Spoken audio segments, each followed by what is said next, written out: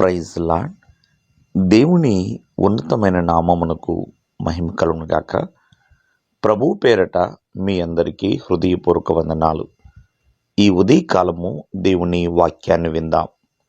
యోహాను సువార్త 3వ అధ్యాయము 16వ వచనము.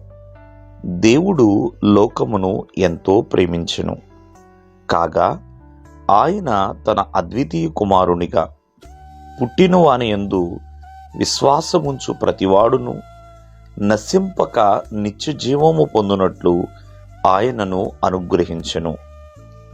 పరమ తండ్రి అయిన దేవుడు తన ప్రియకుమారుణ్ణి మన కొరకు అనుగ్రహించేలా చేశాడు. ఎందుకు ఆయన అనుగ్రహించాడు?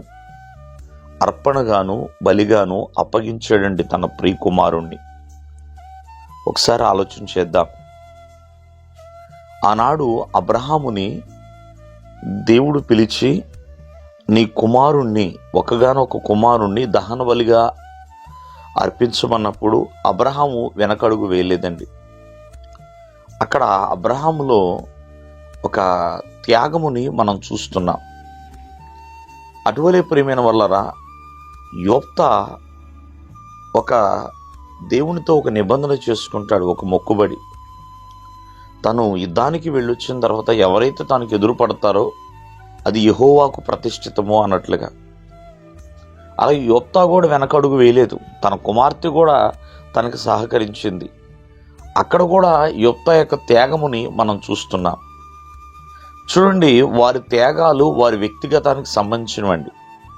ఇక్కడ తండ్రి అయిన దేవుడు ఎవరి కోసము తన ప్రియకుమారుని త్యాగం చేశాడు?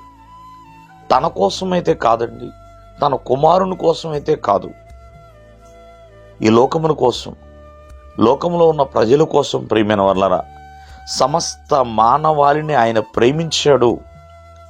వారు నశించిపోవటం ఇష్టం లేదు. వారు నిత్యజీవం పొందాలనే తన ప్రియకుమారుణ్ణి అర్పణగాను బలిగాను అప్పగించాడు. కావున ఈ ఉదయకాలం ముందు ఆలోచించండి. ప్రపంచవ్యాప్తంగా ఫాదర్స్ డే జరుపుకుంటూ ఉన్నారు. మరి ఒక్కొక్క తండ్రిలో ఒక్కొక్క విధానమును కుమారుడు చూడొచ్చేమో, కుమార్తె చూడవచ్చు. తండ్రిలో కొన్ని గుణగణములు ఉండొచ్చు. ప్రేమించే తండ్రి, క్షమించే తండ్రి, ప్రేమైన వల్లరా ఆదర్శపాయమైన తండ్రి, ఇలా మాదిరి కలిగిన తండ్రిని మనం చూస్తూ ఉంటాం. కానీ పరమ తండ్రి త్యాగము కలిగిన తండ్రి అండి. తన ప్రియకుమారుణ్ణి ఎంతోమంది కుమారుల కోసం, అంటే ఈ యొక్క సమస్త ప్రజల కోసము త్యాగము చేశాడు. తన ఒక్కగానొక కుమారుణ్ణి సమస్త ప్రజల కోసము త్యాగము చేశాడు.